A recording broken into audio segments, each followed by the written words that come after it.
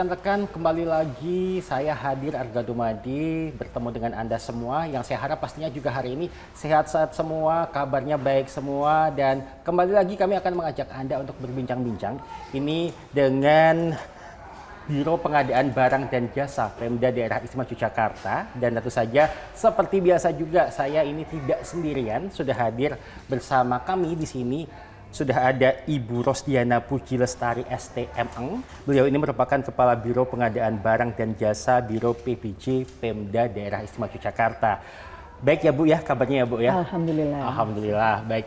Dan satu lagi ini sudah ada anggota Komisi C DPRD Daerah Istimewa Yogyakarta, sudah hadir bersama kami di sini Bapak Dr. Aslam Ridlo MAP.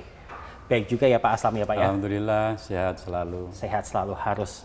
Karena setelah ini kita harus ngobrol-ngobrol dulu, pastinya juga bertukar informasi, berbagi informasi juga. Jadi kita harus semangat juga ini yang ada di sini begitu ya.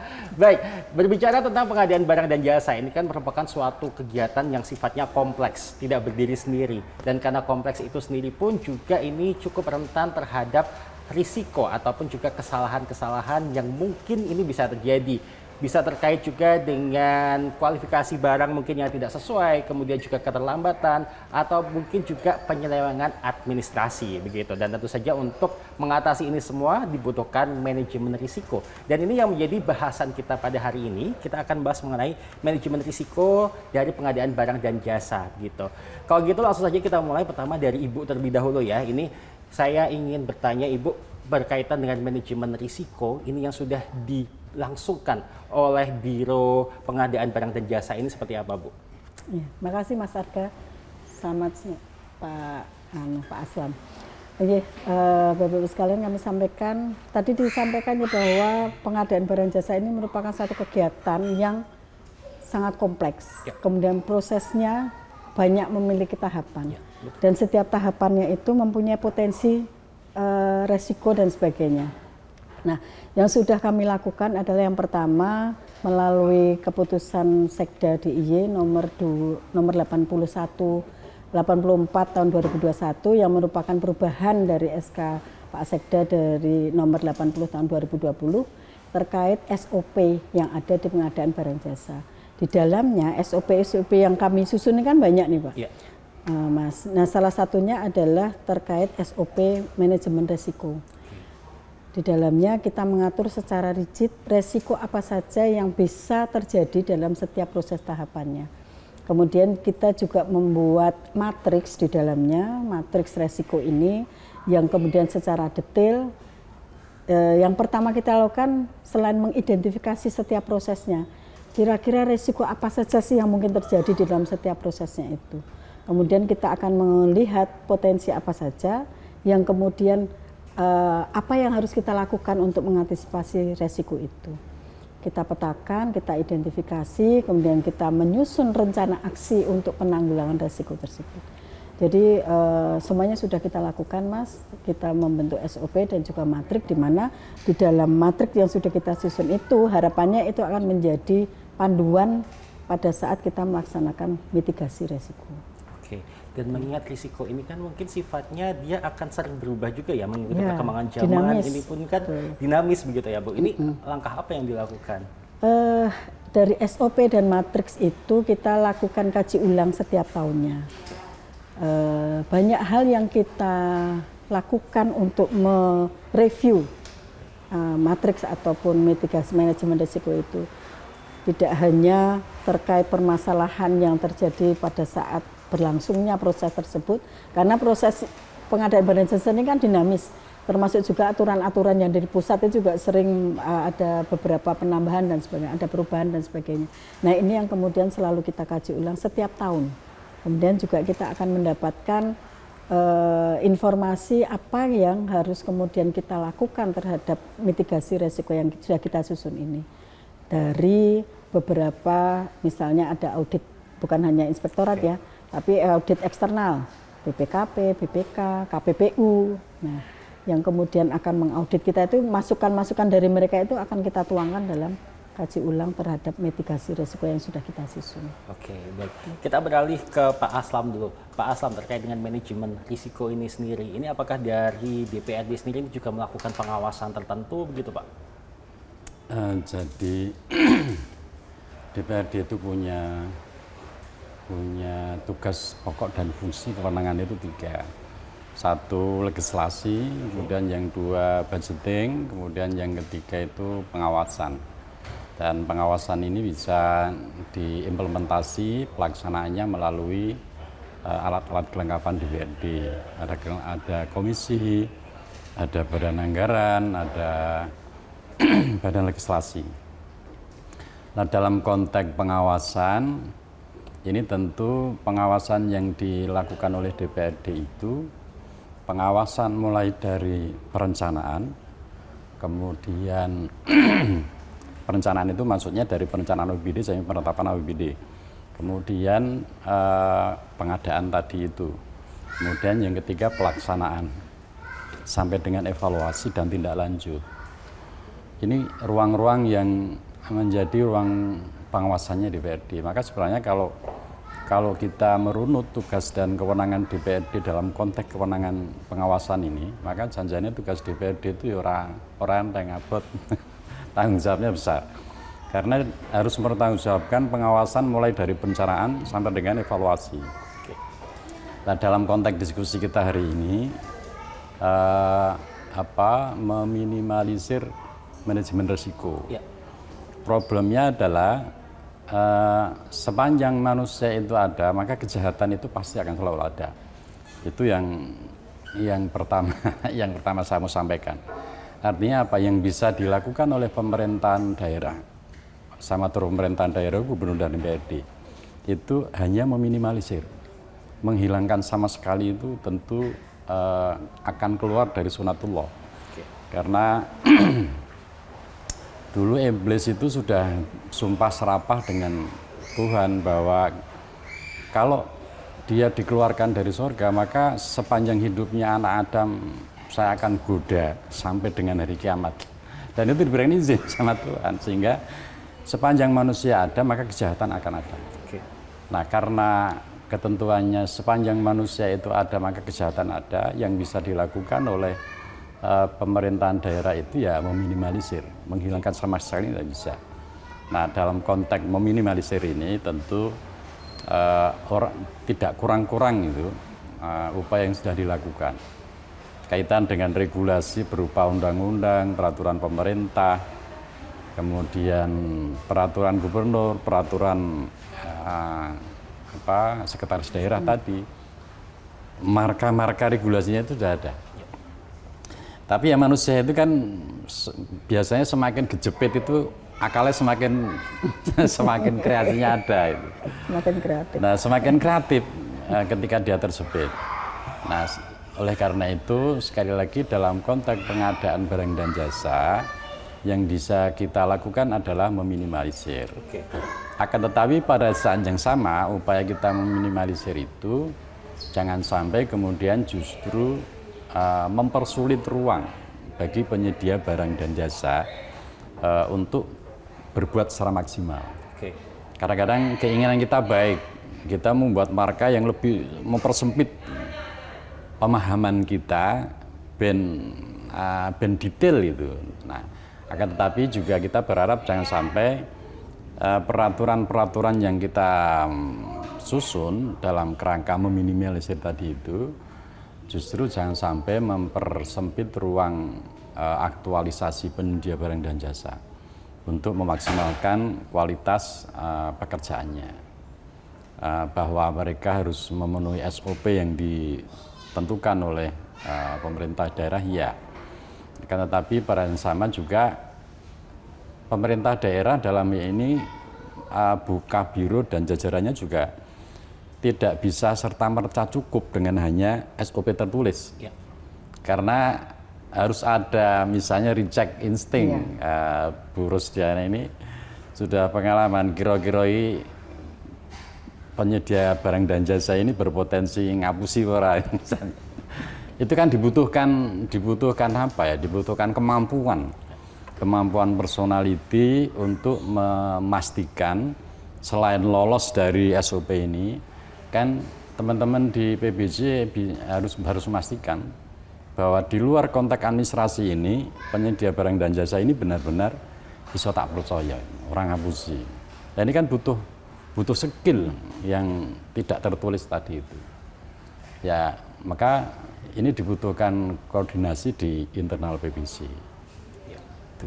Berarti koordinasi komunikasi ini harus terus berjalan begitu ya, dengan efektif dan baik pastinya.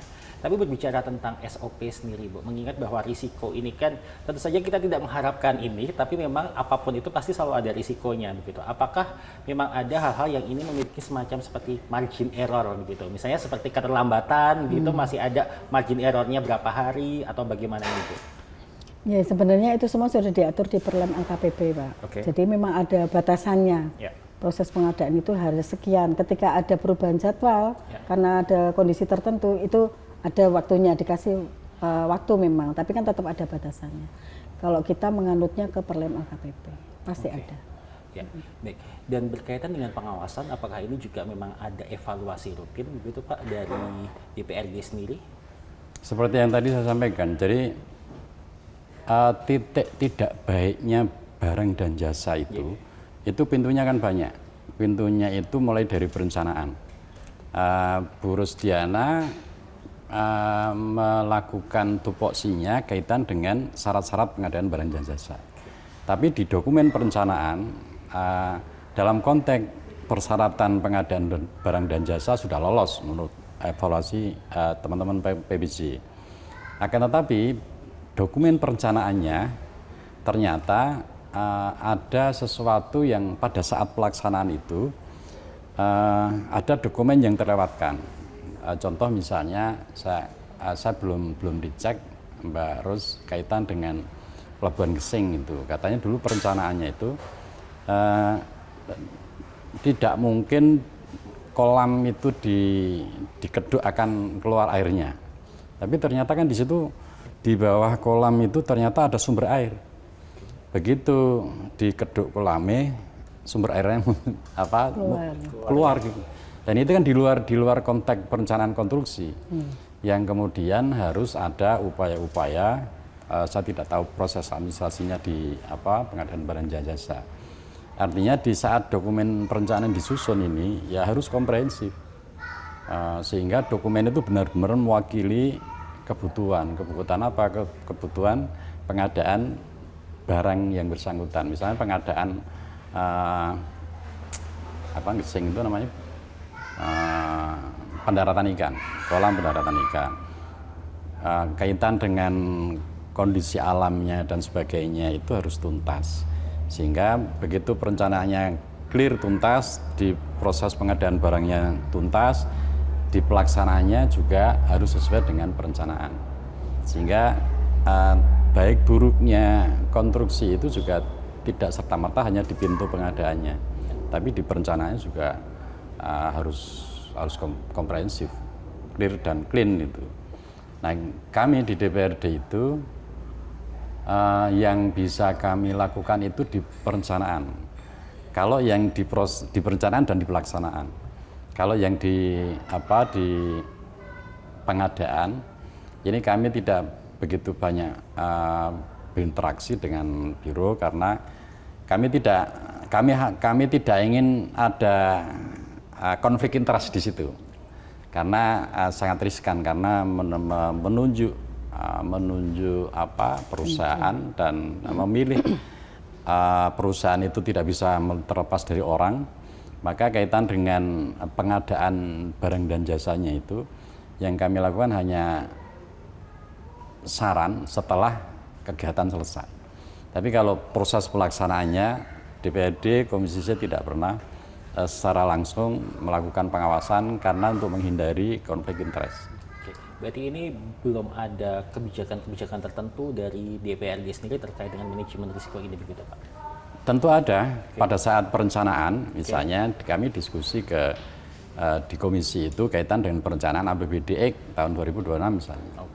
Di dalam diskusi di komisi tentu kami banyak mendengarkan presentasi dari teman-teman PBJ. Kemudian kami sharing di situ kira-kira apa upaya yang bisa kita lakukan kami Komisi C misalnya dalam konteks optimalisasi meminimalisir manajemen risiko tadi. Oke, kita tahan dulu sebentar di sini karena ini masih ada lanjutan yang cukup panjang, rekan-rekan. Tapi sepertinya kita harus jeda sejenak ya, dan tetaplah bersama kami. Ya, pemirsa, terima kasih masih bersama dengan kami dan masih ada Ibu Rosdiana dan juga Pak Aslam di sini. Kita masih akan melanjutkan pembahasan terkait dengan manajemen risiko. Tadi sebelum jeda, saya sempat sedikit memotong begitu ya. Obrolan dengan Pak Aslam ini tadi kita membahas adalah terkait dengan evaluasinya begitu ya. Dan tadi disampaikan bahwa ini sudah ada pengawasan sebenarnya ya Pak ya, dari awal ketika perencanaan gitu ya Pak ya. Gitu. Lalu setelah perencanaan bagaimana ini Pak, bisa dilanjutkan tadi? Tadi saya lanjutkan tadi. Jadi pada saat perencanaan misalnya kita menyusun APBD itu di komisi bersama dengan OPD terkait, salah satunya adalah PBJ. Di dalam perencanaan itu kita kan tentu proyeksinya adalah tahun anggaran ke depan. Nah, kira-kira berdasarkan hasil evaluasi tahun yang lalu ke depan dalam konteks memaksimalisasi meminimalisir terjadinya korupsi, kolusi dan nepotisme itu, apa kira-kira yang dibutuhkan dalam rangka perkuatan itu. Di situ terjadi diskusi sharing. Jadi misalnya kita butuh, teman-teman PBJ butuh perkuatan sistem misalnya, butuh perkuatan aplikasi, butuh perkuatan SDM yang tentu membutuhkan daya dukung anggaran misalnya. Di situ kita sampaikan melalui kewenangan budgeting kami untuk memberikan supporting anggaran terhadap upaya meminimalisir tadi itu. Kemudian kaitan dengan dengan regulasi, misalnya teman-teman OPD butuh backup regulasi berupa peraturan daerah agar bisa maksimal dalam konteks meminimalisir tadi itu, maka komisi bisa memberikan usul prakarsa peraturan daerah sebagai dasar pelaksanaan pengadaan barang dan jasa misalnya dibutuhkan. Kemudian pada saat evaluasi ada tahapan yang namanya perhitungan realisasi APBD. Jadi pada bulan April ini nanti akan ada evaluasi pelaksanaan APBD tahun 2024. Nah, hari ini masih LKPJ. Setelah LKPJ nanti ada perhitungan realisasi APBD. Nah, pada saat perhitungan realisasi APBD tahun 2024 kita bisa bersama dengan OPD melakukan diskusi. Ada problem apa kemarin ketika pelaksanaan APBD 2024? Kenapa ada temuan BPK? Ini misalnya kok di PBJ masih ada temuan BPK. Amin. Tapi misalnya ada itu kita diskusi. Nah, problemnya apa kira-kira? Kemudian kita harus kedepannya seperti apa tadi itu. Itu yang kami lakukan di DPRD begitu. Karena kita tidak bisa mengintervensi secara teknis. Karena itu urusan eksekutif. Kita DPRD dalam hal ini Komisi C berada di ruang politiknya. Karena ruang kami adalah ruang politik, bukan ruang eksekutif. Maka terkait dengan teknis pelaksanaan kegiatan pengadaan barang dan jasa, DPRD tidak masuk di ruang teknis. Nah, baik, kita kembali ke Bu Rosdiana terlebih dahulu. Tadi sempat disinggung sedikit, tadi disebutkan ada korupsi begitu. Terkait dengan manajemen risiko, penyelewengan administratif ini Bu. Ini apakah ada SOP tersendiri atau bagaimana ini Bu? Sebenarnya SOP itu tidak kemudian ini untuk administrasi, untuk korupsi dan enggak, tapi secara menyeluruh Mas. Dan itu setiap tahapan pelaksanaan pengadaan itu sudah diatur di situ. Kita bikin matriknya. Misalnya contohnya begini, ada ruang perencanaan tadi. Pada ruang perencanaan untuk ranahnya PBJ, ini kan ada SIRUP, Sistem Informasi Rencana Umum Pengadaan. Ini melalui surat edaran Pak Sekda, kami sampaikan seluruh UPD untuk menginput rencana umum pengadaannya tahun depan, itu di sekitar bulan November. Bulan November, jadi semakin lama, kita kan perencanaan November ini kita menginput rencana umum pengadaan tahun depan tuh kita mau bikin apa aja sih, mau bangun apa aja sih. Kita input di sirup itu, sehingga dan itu bisa dilihat oleh semua masyarakat. Oh, Jogja tuh tahun depan mau bangun apa aja, nilainya berapa, itu ada di situ. Nah, kita maksimalkan terakhir menginput sirup itu di 30 Maret. Harapannya apa? Jangan sampai teman-teman OPD itu menginput di sudah deket-deket dengan pada saat pelaksanaan dia harus pengadaan. Karena apa? Ketika dia menginput, sekarang menginput kemudian bulan depan harus pengadaan, ini masyarakat yang mengakses kan tidak banyak. Sehingga yang terlibat dalam proses pengadaan penyedia jasa tidak banyak yang tahu kan gitu. Tapi kalau jauh-jauh hari kita sudah menginput, ini melibatkan masyarakat penyedia jasa yang ingin terlibat di situ tuh menjadi lebih luas. Ini kan mengurangi KKN tadi ya, sehingga kita bisa melihat di situ. Itu salah satu contoh mitigasi resiko untuk di sektor pengadaannya. Karena sudah disebutkan juga sirup ini Bu. Sirup itu sistem informasi rencana umum pengadaan. Bisa dijelaskan Bu? Mungkin karena banyak juga rekan-rekan yang masih asing dengan istilah ini Bu. Jadi ya seperti namanya sistem informasi rencana umum pengadaan. Di situ teman-teman OPD akan menginput rencana pengadaan dia tahun depan tuh apa aja. Semua sistem pengadaannya. Ada swakelola, membeli kertas lah misalnya, makan minum rapat lah misalnya. Itu hal-hal yang dari hal yang kecil sampai kemudian mau bangun gedung, mau bangun jalan dan sebagainya itu terinput semua di sistem informasi ini. Dan ini seanggarannya, besar anggarannya sekian. Nah ini kan kemudian masyarakat bisa mengakses informasi ini.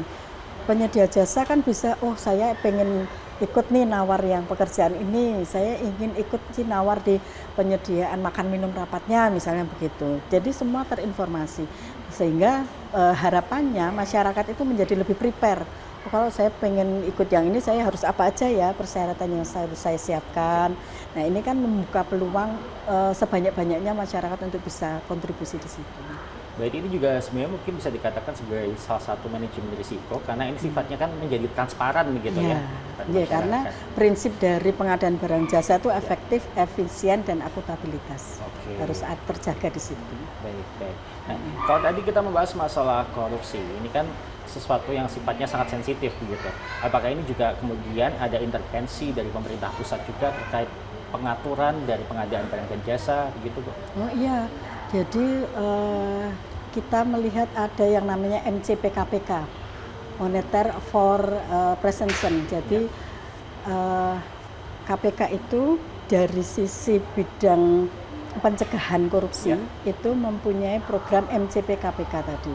Dan setiap tahun ini sasarannya berbeda. Kemudian rencana aksinya juga berbeda. Ini yang kemudian diturunkan ke kita, ke pemerintah daerah, semua sektor ini masuk di dalamnya. Di sektor pengadaan barang jasa itu tahun 2025 ini ada 3 sasaran MCPKPK itu, yaitu pengadaan barang jasa secara umum, kemudian PBJ strategis, dan kemudian e-purchasing. Dari 3 sasaran ini yang kemudian akan menjadi ranahnya KPK untuk memonitoring ini. Sehingga ketika teman-teman mengikuti itu maka harus ada alur-alur yang harus dilakukan oleh teman-teman. Misalnya contohnya di PBJ strategis. PBJ strategis ini kepala daerah harus membuat SK pengadaan barang jasa yang strategis. Kemarin di DIY kami sudah sampaikan ya Pak Aslam, ada sekitar 6 proyek strategis yang kami sampaikan untuk itu menjadi ranahnya KPK memonitoring di dalamnya. Termasuk pembangunan gedung. Pembangunan gedung DPRD, pembangunan jalan, ada beberapa itu ada 6 yang kemudian pembangunan Gracia juga Pak. Oh iya, yang Gracia. Nah, ketika KPK turun ikut memonitoring pembangunan strategis ini, maka dari awal itu sudah dipantau oleh KPK dari sisi perencanaan. Nyusun RAB-nya, HPS-nya itu maka aturan dari KPK harus dimulai direview oleh inspektorat dan oleh DPJ. Jadi HPS itu tidak hanya disusun hasil kerja dari rekan perencana, PPK, hasilnya sebelum masuk ke pengadaan maka itu harus direview dulu oleh inspektorat, direview lagi oleh kami, baru kemudian setelah disepakati ditayangkan untuk dilelangkan. Jadi cukup panjang ya tahapannya. Panjang. Nah, Selain itu, KPK mewajibkan semua OPD untuk menyusun tadi Mas, mitigasi resikonya juga.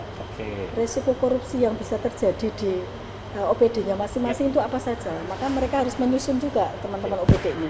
Bukan hanya di BPJ, tapi di teman-teman OPD-nya itu juga harus menyusun mitigasi resikonya. Resiko terjadi korupsi di tahapan ini apa, di tahapan ini risiko terjadinya penyelewengan administrasi itu apa saja. Tidak hanya memetakan risiko, tapi juga kita harus menyusun rencana aksi penindaklanjutan dari itu, pencegahan dari kejahatan. Oke, baik. Ini panjang pembahasannya, kita jeda lagi supaya Bapak Ibu juga bisa bernapas dulu ya. Kita istirahat sejenak. Ya, rekan-rekan tetaplah bersama kami akan segera kembali. Ya, terima kasih rekan-rekan masih bersama kami dan langsung saja kita lanjutkan pembahasan kita pada hari ini. Kalau tadi terakhir sudah Bu Rosdiana yang menjelaskan berkaitan dengan sirup begitu. Nah, kali ini saya ingin bertanya juga kepada Pak Aslam nih Pak. Dengan adanya kemajuan teknologi seperti ini ya, sudah ada sirup, kemudian juga ada e-casing. Ini tanggapan atau pandangan dari DPRD sendiri seperti apa ini Pak? Seperti yang tadi saya sampaikan, teknologi itu dalam upaya pemerintah daerah memaksimalisasi untuk meminimalisir risiko tadi itu. Kemudian regulasi juga begitu. Tapi rumusnya kembali ke pasal 1. Pasal 1 apa? Selagi ada manusia maka kejahatan tetap akan ada. Sehingga korupsi itu, potensi korupsi itu pasti ada. Kayaknya tadi Bu Rosdiana bilang di program yang strategis saja itu OPD diminta untuk menunjuk mana sih yang berpotensi risiko korupsi di mana titik-titiknya. Itu teman-teman ini suruh nunjukin. Artinya apa? Artinya potensi untuk dikorupsi itu ono gitu. Jadi teman-teman OPD pun itu sudah bisa mendetek kemungkinan terjadi risiko itu nengkenegi. Sehingga teman-teman PPJ juga bisa lebih mudah mendetek risiko korupsi itu di sini. Maka dalam konteks kami di DPRD, disclaimer kami, saya pastikan tidak ada kebijakan DPRD untuk memengaruhi pengadaan barang dan jasa di BPJ. Dan jangan khawatir Bu Ros selaku Kepala Biro, kalau misalnya ada oknum anggota DPRD yang mencoba mengintervensi pengadaan barang dan jasa itu, tidak bakal ngefek terhadap proses relasi hubungan sinergitas antara pemerintah daerah dan DPRD. Misalnya ada oknum anggota DPRD yang datang ke PPJ kemudian, nanti nek ora diloloske narisi misalnya, saya pastikan tidak ada. Saya jamin kita berikan hak otorisasi pada PPJ. Kalau misalnya ada anggota dewan yang mengintervensi, itu saya pastikan tidak akan mengganggu relasi hubungan sinergitas antara eksekutif dan legislatif. Itu karena tadi saya matur bahwa selagi ada manusia, potensi korupsi ada. Jangan sampai kemudian itu menjadi pembenar. Kalau ada anggota DPRD yang melakukan intervensi itu karena rumus tadi itu, selagi ada manusia, kejahatan ada. Berarti DPRD melakukan itu wajar karena dia manusia, bukan begitu. Saya hanya memberikan disclaimer saja, memberikan supporting kepada Mbak Rosdiana. Saya pastikan DPRD tidak akan masuk di ranah eksekutif, tidak akan masuk di ranah teknis dalam konteks meminimalisir korupsi tadi itu. Nah, sekali lagi kaitan kembali ke teknologi. Teknologi itu bagus. Zamannya sekarang zaman teknologi. Sirup itu kalau dulu sebelum ada teknologi mungkin teman-teman penyedia barang dan jasa harus datang ke PPJ untuk ngecek data pengadaan barang dan jasa untuk tahun anggaran berikutnya. Nah, dengan adanya teknologi, teman-teman pengusaha penyedia barang dan jasa tidak harus repot-repot datang ke PPJ, tidak harus repot-repot datang ke OPD. Dengan membuka sirup itu, teman-teman penyedia barang dan jasa sudah bisa belok itu. Tahun 2026, 2025 Pemda DIY ini mau pengadaan konstruksi jalan sekian titik di mana, anggarannya piro, kemudian belanja makan minum di OPD mana, belanjanya piro, belanja komputer dan sebagainya. Semua tersaji, ibarat etalase itu di situ ada, sudah menjadi mallnya bagi teman-teman penyedia barang dan jasa berkat teknologi informasi. Nah, akan tetapi ada titik lemahnya juga bagi teman-teman PPJ. Kalau database penyedia barang dan jasa itu hanya dipublish melalui teknologi informasi. Misalnya media klarifikasi PPJ terhadap sustainability-nya perusahaan itu hanya melalui website mereka, tentu kan nggak cukup. Perusahaan X itu di dalam publish IT-nya itu duwe alat sekian, sesuai dengan SOP itu aku duwe KB gitu. Tapi kan nggak cukup, teman-teman PJ itu hanya cek melalui website mereka. Teman-teman PBJ butuh cek fisik, tenan ora iki duwe alat, tenan ora iki duwe kantor. Jangan-jangan iki ra duwe kantor. Jangan-jangan alatnya ra duwe nyileh. Kan dia bisa publish melalui media itu bentuk fisik kantore atau alatnya. Ini yang butuh tindak lanjut merecheck. Tapi sekali lagi teknologi informasi itu cukup bisa membantu teman-teman PJ. Profilnya seperti ini dari media teknologi informasi. Tapi itu tidak cukup meskipun ada teknologi informasi bagi teman-teman PJ untuk meyakinkan bahwa perusahaan X ini layak untuk menandangi pekerjaan yang sebesar ini. Nah, itu tentu butuh recheck. Itu tadi yang saya sampaikan di awal, selain regulasi, selain teknologi informasi, itu butuh skill khusus bagi teman-teman PPJ untuk memastikan bahwa minimalisasi itu benar-benar berjalan. Meminimalisir terjadinya korupsi, kolusi, nepotisme itu bisa berjalan. Karena ya nepotisme korupsi itu bukan soal berapanya. Ya sak-rupiah itu kalau korupsi ya menurut menurut BPK, KPK itu ya korupsi. Bukan berarti kalau misalnya 10.000 itu tidak korupsi. Ini kan cuma 10.000 dari anggaran 100 juta misalnya. Ya 10.000 itu ya korupsi. Baik. Dan ini mungkin bisa ditanggapi juga Bu Rosdia. Nah, ini tadi terkait dengan mungkin penyedia barang dan jasanya ini sendiri. Mungkin kalau hanya di sirup atau mungkin juga di websitenya itu kan kita hanya melihat di situ tertulis seperti itu, tapi kita tidak tahu kondisi di lapangannya seperti apa. Nah, ini bagaimana ini, Bu? Ya, jadi sebenarnya sistem informasi di dalam proses pengadaan ini kan banyak ya. Sirup itu baru isian dari rencana umum pengadaannya. Nah, kemudian ketika mau pelaksanaan pengadaannya, ini kan dalam ranah perencanaan tadi. Pada saat pelaksanaan pengadaan ini kan kemudian kita mengupload dalam SPSE, dalam LPSE itu paket pekerjaan yang akan dilelangkan itu. Nah, yang dilelangkan itulah kemudian di sistem informasi yang bagian pengadaan ini yang kemudian berproses di situ. Memang benar yang disampaikan Pak Aslam bahwa ketika yang memasukkan penawaran nih, ada banyak perusahaan masukkan penawaran, nah kemudian kan akan kita evaluasi. Banyak hal yang harus dilakukan teman-teman Pokja. Dan saya sepakat Pak Aslam matur nuwun, independensi Pokja ini yang harus tetap kita jaga. Saya sebagai kepala biro saja tidak bisa mengintervensi kinerja dari Pokja saya. Mereka harus bekerja secara independen.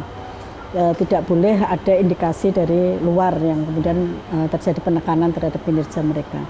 Nah, di dalam Pokja tim Pokja yang terbentuk ini, ketika kemudian mengevaluasi, ini banyak hal yang dilakukan. Ada evaluasi teknis dan ada evaluasi kewajaran harga.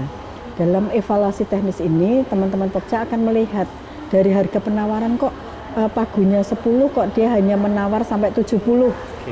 10 kok ini 7 gitu kan. Dia sampai 30% dia sore. Nah, ini kan harus dicek secara teknis seperti apa. Kemudian secara kewajaran harganya, wajar nggak sih dia nawar segitu?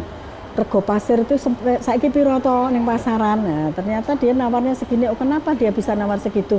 Nah, perlu ada klarifikasi. Klarifikasi ini kemudian, oh ya saya karena saya punya AMP sendiri, oh karena saya punya minyak sendiri, oh apa namanya tenaga kerja saya bisa saya tekan tarifnya dan sebagainya.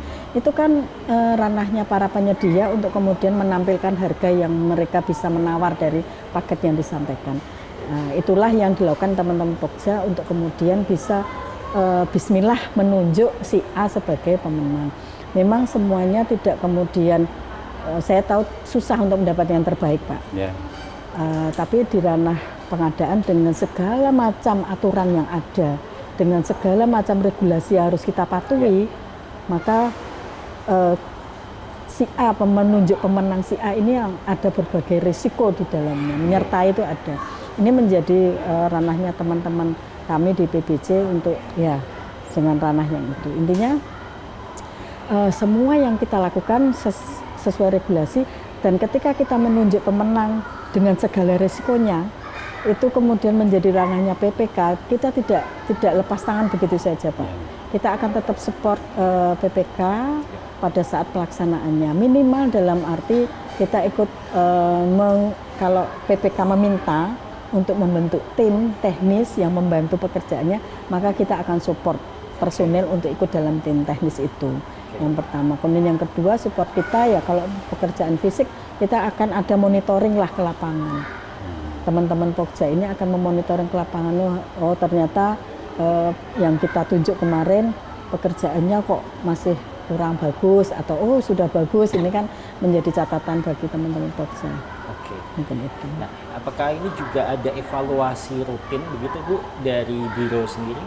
Oh iya, jadi sejak tahun 2018 kami sampaikan kami sudah mendapatkan akreditasi ISO 2015. Nah, ini ISO pelayanan terkait dengan pengadaan barang jasa. Di dalam ISO ini kan ada beberapa dokumen-dokumen panduan mutu yang harus kita susun dan kita sepakati dan kita jalankan. Salah satunya adalah tadi SOP mitigasi resiko gitu kan. Nah, ini setiap tahun kita akan ada lakukan kaji ulang terkait SOP yang ada, kaji ulang terkait manajemen mutunya, itu selalu rutin setiap tahun kita lakukan. Nah, kemudian dari hal-hal tersebut, kemudian dari masukan auditor internal, eksternal, internal yang ada, kita selalu mereview SOP yang kita susun selama ini. Setiap tahun pasti ada. Kita tidak berharap Bu, tapi bila terjadi misalnya temuan dari auditor begitu dan ini juga mengarah ke manajemen risiko yang lemah gitu. Ini apa yang kemudian dilakukan oleh biro sendiri? Tentu kita akan jadi ketika ada auditor itu kita tidak defend. Kita menganggap itu sebagai mitra dan sebagai koreksi terhadap kinerja kita. Nah, hasil masukan itu yang kemudian akan menjadi tindak lanjut dari review SOP kita. Oh, ternyata SOP kita masih lemah di sisi ini. Apa yang harus kita lakukan? Maka kita akan menyusun rencana aksi untuk penanggulangan risiko tersebut. Nah, baik. Kalau dari Pak Aslam sendiri ini melihat manajemen risiko yang sudah dijalankan selama ini, apakah ini sudah cukup efektif atau mungkin ada masukan begitu, Pak? Saya menarik tadi yang terakhir begitu ya, Bros. Ketika ada auditor datang itu kita jangan defend. Ini yang perlu digarisbawahi menjadi pensikapan seluruh teman-teman UPD. Jadi ketika ada auditor datang itu posisikan mereka sebagai mitra. Mbok yang kita lakukan itu selama ini masih kurang. Karena kalau kecenderungan kita defend, jangan-jangan malah menjadi nggak produktif bagi kita. Nah, terhadap pertanyaan dengan sudah efektif belum? Ya, saya mau bilang efektif itu ya karena ya bisa juga efektif, bisa juga belum. Misalnya kalau saya bilang efektif di sekretariat DPRD kemarin tahun akhir 2024 itu kan ada temuan yang pengadaan perjalanan dinas luar negeri. Ya, kita itu seperti yang tadi saya sampaikan, profil pendamping itu profil perusahaannya sudah terpampang di media sosial, di websitenya sudah berpengalaman dan sebagainya. Tapi ternyata perjalanan dinas luar negerinya DPRD di akhir tahun 2024 itu ada temuan di BPK. Nah, temuannya itu berupa payment, check-in paymentnya itu ternyata tidak sama dengan yang dilaporkan dia ketika ke sekretariat DPRD. Tidak sama, check-in paymentnya itu tidak sama dengan yang dibayarkan oleh anggota. Sementara perjalanan luar negeri itu kan melekat di pengguna anggarannya anggota. Kemarin ketika kami diundang oleh BPK, kami ditunjukkan bahwa sampean bayar ke maskapai berapa. Kita tunjukkan ini bill paymentnya ini. Dari BPK sampaikan bahwa itu bill payment sampean itu palsu. Yang benar ini bill paymentnya, dan selisihnya beragam, ada yang 20 juta, ada yang... Nah kan kalau kayak gini kan repot. Kami ini pengguna, sementara yang membelanjakan operasional ada ketiga. Tapi BPK kan taunya EU pengguna. Ini yang sampean setorkan itu check-in paymentnya salah, yang benar itu ini nih. Dan ini ada selisih, ada yang 20 juta, 25 juta. So, ente kembalikan. Ya terpaksa ya, suka nggak suka. Karena kami pengguna anggaran, ya kita harus mengembalikan. Nah itu kalau tadi saya bilang efektif enggak? Ya efektif, tapi ya kadang-kadang belum efektif juga dalam konteks ketelitian tadi itu. Maka tadi di awal orang gampang untuk menyatakan bismillah iki itu tuh orang gampang. Maka yang bisa dilakukan adalah meminimalisir. Jadi apapun meskipun masih ada kekurangan, menurut saya upaya tetap harus dilakukan. Upaya meminimalisir itu. Temuan di tahun anggaran yang berjalan itu tidak serta-merta kita anggap itu kejahatan. Tapi kita ambil itu sebagai bahan untuk evaluasi. Di internal pemerintahan daerah, DPRD dan eksekutif itu tidak harus serta-merta ketika tahun anggaran berjalan ada temuan itu kita disclaimer kemudian itu kejahatan. Belum tentu itu kejahatan. Menurut saya tadi yang disampaikan oleh Turis tadi, kalau ada auditor datang itu posisikan mereka sebagai mitra. Kemudian kalau ada temuan pelanggaran di tahun anggaran berjalan, mari kita jadikan itu sebagai bahan evaluasi untuk penyempurnaan tahun anggaran yang akan datang. Menurut saya itu yang bisa kita lakukan. Dan tadi kan juga Pak Aslam sempat menyatakan juga terkait dengan manajemen risiko ini, karena memang pengadaan barang jasa ini juga suka melibatkan pihak ketiga begitu ya. Memang upayanya adalah meminimalisasi tidak terjadinya itu tadi penyelundupan administratif tadi. Namun satu sisi juga ditakutkan peraturan ini bisa seperti pisau bermata dua, malah membunuh UMKM yang ada misalnya karena aturannya terlalu jelimet begitu misalnya gitu. Nah, kalau Bapak sendiri menanggapinya bagaimana ini Pak? Kalau dalam konteks pemberdayaan UMKM, ya begini, pihak PBJ itu butuh kepastian bahwa pengadaan ini jalan. Kemudian kalau di mixing dengan keberadaan UMKM, misalnya pengadaan belanja makan minum di kantor, sementara banyak pelaku UMKM kita yang punya barang di situ. Nah, ini ada dua yang perlu kita clearkan. Yang pertama, PBJ butuh kepastian begitu SP ditandatangani, maka kegiatan pengadaan ini jalan. Nah, problemnya di UMKM kita itu tidak punya cukup fiskal ketika ada SP diterbitkan, dia nggak cukup fiskal untuk pengadaannya. Nah, menurut saya ini di luar konteks meminimalisir korupsi. Di luar konteks itu memang menurut saya OPD terkait dalam hal ini Dinas Koperasi UMKM itu bisa koordinasi dengan penyedia pembiayaan. Oke. Dalam konteks ini misalnya Bank BPD misalnya. Oke,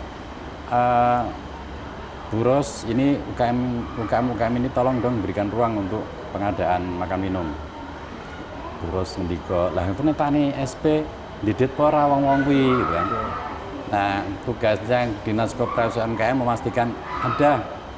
Saya sudah koordinasi dengan Bank BPD. Oke. Begitu SP-nya ditandatangani diterbitkan, UMKM ini akan dibiayai oleh Bank BPD misalnya. Sehingga kalau pertanyaannya pengadaan barang dan jasa itu bisa berdampak terhadap optimalisasi UMKM, tidak bisa. Oke. Pertanyaannya, kalau pertanyaannya jawabannya adalah bisa, hanya memang harus ada perkuatan fiskal. Oke. Perkuatan fiskal di pelaku UMKM. Jangan sampai nanti ada istilah, ya bener wis diberlakukan pemberdayaan UMKM, ning sing menang sing manu ming kuwi wae.